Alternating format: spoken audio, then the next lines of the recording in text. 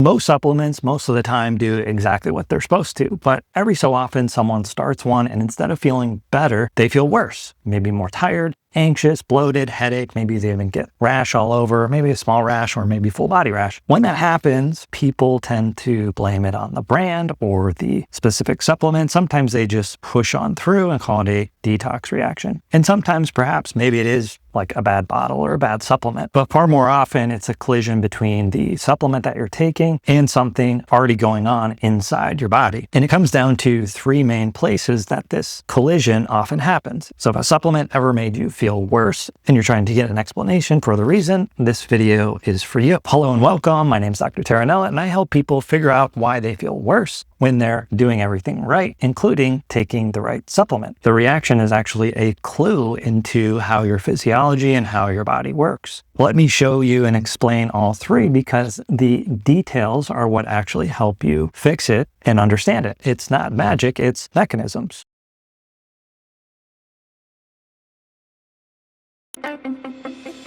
So if you're in this boat where a supplement is making you or made you feel worse and you can't figure out why, you can find the Work With Me link below and I'll help you trace back what's actually happening. So the first reason, and this is the one I often see the most causing this problem, is your gut can't actually receive what you're putting in. And the reason that happens is really what matters here. So stay with me on this. Almost all of the vitamins, nutrients, minerals, and things that we get from our food, but also from concentrated supplements, get absorbed and arrive in our bloodstream via the small intestine. That's where all the machinery and mechanics of absorption actually happen. And your small intestine is supposed to be relatively sterile, like basically very low bacteria or almost zero bacteria there. There are some, but not a whole lot. The big bacterial concentration when we're taking probiotics and things like this occur farther down in the large intestine or colon. And so if you have SIBO or small intestinal bacterial overgrowth, you have a dense population of bacteria sitting exactly where this absorption is supposed to happen. So when you swallow a supplement, the supplement's going to run through your GI tract in your stomach, not going to be absorbed there, and then it's going to hit the small intestine where those bacteria, if they're present, are going to start chowing down on that supplement. And so they consume a chunk of those nutrients before you are able to absorb them and use them. And as they do that, it's helping them grow, helping them divide and expand, and they produce all kinds of bacterial toxins and other things that can be harmful to you and also inflame your immune system and cause GI distress and other various symptoms. Gas, bloating, cramping, acid reflux, of course, flushing, hives, all kinds of different things can happen. And so it's more than just the bacteria stealing the nutrients. The overgrowth and the subsequent inflammation that's occurring there creates damage to the gut lining, but it also upregulates certain immune machinery or immune activity, and you get more histamine production and cytokines that can inflame your tissues. And so now that supplement that should be basically neutral or helping you is setting off this cascade of other problems. And that's kind of specific to the immune histamine side. Now, of course, that doesn't always happen. It's specific to certain populations, but if you're watching this video, this is probably pertinent to what you have going on. This kind of thing can happen from all kinds of nutrients, but specifically like B vitamins would be high on the list to cause things like this, but also probiotics can also backfire like this. Many times we assume that probiotic is always good for us, and specifically if we have gut issues, it's going to be helpful for our bodies. Some probiotic formulas, oftentimes a lot of them, have prebiotics in them. These are different fibers that are good for bacteria, yes, but if you have bacterial overgrowth, those fibers, those prebiotics are going to help seed that small intestinal bacterial overgrowth and is going to feed that SIBO and help the bugs in the wrong place. The GI symptoms that you're having get worse in this case. And again, sometimes because it's helping those bacteria grow, all those immune things can also ramp up. So before you blame this supplement or the manufacturer of the supplement, the real question you want to be asking or thinking about is, can your gut actually receive the nutrient or supplement you're trying to deliver, or is something else eating it first? Now, maybe you don't have a lot of gut issues, but you're still having some kind of problem or something's backfiring from the supplement that you're taking.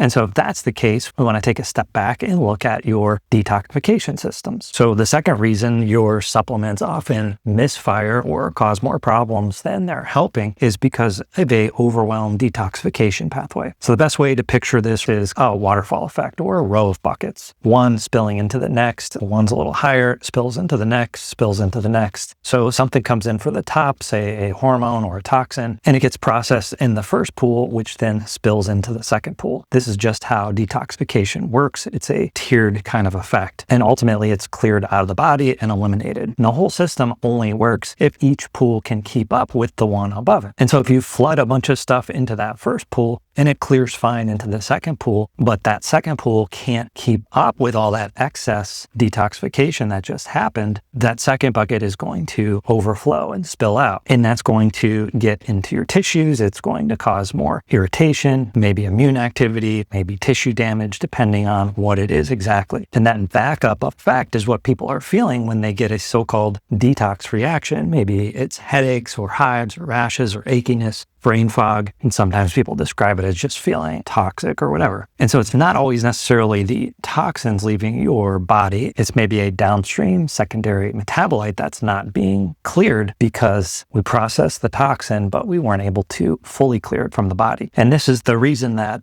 more is better fails in some cases. It doesn't happen to everyone. But if you're watching this video, this is perhaps what's going on. And that's because those downstream pathways can't keep up with that increased activity higher up. Once you ramp up the detoxification pathways higher up to a certain level, you may not necessarily feel this negative effect right away, but 2 days, 3 days, maybe even a week or two into it, now you're starting to have these negative effects. And that's because you flooded a system that couldn't keep up, which, as we're going to look at next, oftentimes does point to genetic problems. And that's because the size of those buckets and how fast they drain is a little bit different in every person. So genetics actually change how well we might tolerate specific nutrients. And the same supplement that may have really helped your friend may actually make you feel significantly worse. And this ties in directly to the two reasons that we just covered. So going back to the detox cascade effect, the buckets, one spilling into the next, how big they are and how fast they drain is largely going to be genetically determined. And the buckets are basically the enzymes that run those steps, run the detoxification. That's methylation, sulfation, acetylation, glucuronidation, and the glutathione systems, etc. Each of these are going to come in faster pace, larger capacity, or slower pace, smaller capacity. You have each of these different detoxification systems, and one of yours is particularly slow or small. It's more likely to overflow. And that's why at a genetic level, one person takes a supplement and has no problem, and the next one takes it 2 doses, 3 doses in, they have hives all over or getting headaches every time they take it. It's the same supplement, but different way the body is draining or detoxifying. Similarly, in the gut, some people have genetically altered histamine clearance, like the DAO enzyme, diamine oxidase, may also run slow. And so they're more likely to have higher histamine levels, and certain probiotics may cause them to have a little bit more histamine being produced as a result of taking those probiotics. In this case, it would be a lot of lactobacillus strains are going to cause a little bit more histamine to be produced. But that doesn't mean lactobacillus probiotics are bad for everyone. It just means if you have that DAO challenge, you might be a little more challenged and have a little more histamine to deal with. The most familiar version of this has to do with the MTHFR and COMT genes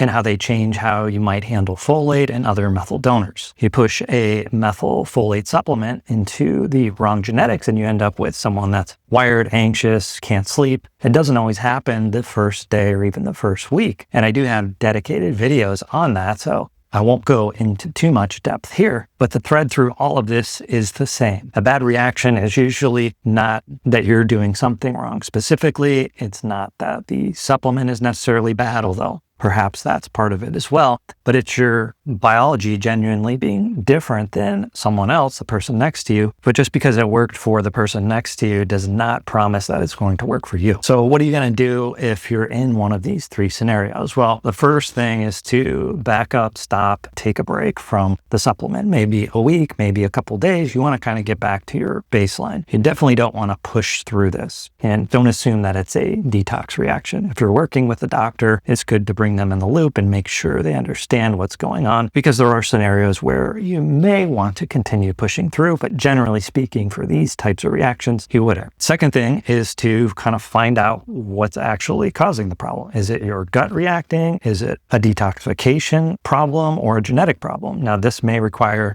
additional testing and understanding, but those point to probably the real reason you're not feeling well to begin with and taking a supplement. And so it's worth looking under the hood and trying to figure those things out. Sometimes it's just a matter of being a little bit more deliberate and careful about which type of that particular supplement you're using. Like, for instance, with B vitamins, maybe you only want to use certain kinds of B vitamins and figure out which of the 5 or 4 different B vitamins that you're taking. Maybe you want to take it under your tongue instead of through your GI tract. The main thing is you don't want to use it as a default response that supplements don't work for me. You want to find out why that particular supplement didn't work. So if you're in this category, a supplement kind of made you feel worse and you want help figuring out which one it is or why it's happening, that's exactly what we do here. You can find the Work With Me link in the description below. And if it was a methylated B vitamin or supplement that caused that, I made specific videos on that topic of why that happens and some different scenarios surrounding that in a lot more depth, and you can check that video out right here.